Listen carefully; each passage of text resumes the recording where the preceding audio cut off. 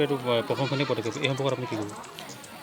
মই এটাই ক'ব বিচাৰোঁ যে আমাৰ গাঁৱৰ যিখিনি সচেতন ব্যক্তি আছে সকলোৱে মিলি আমি দৰিদ্ৰ সীমাৰেখা তলৰ মানুহখিনিক আমি খাদ্য সামগ্ৰী কিছু বিতৰণ কৰাত আমি এইটো পদক্ষেপটো লৈছিলোঁ।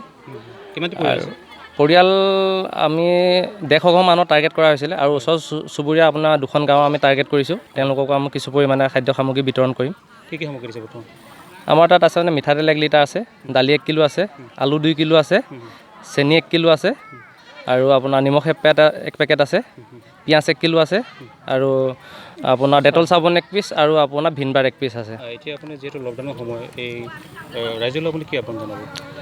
ৰাইজক মই এটাই ক'ব বিচাৰোঁ যে আপোনালোকে বৰ্তমান চৰকাৰে যিটো আপোনাৰ নিৰ্দেশ জাৰি কৰিছে সেইটো হিচাপত আপোনালোকে ছ'চিয়েল ডিষ্টেঞ্চটো মেইনটেইন কৰি ৰাখক আৰু আপোনাৰ ঘৰতে থাকক, আপোনালোকে সুস্থ থাকিব।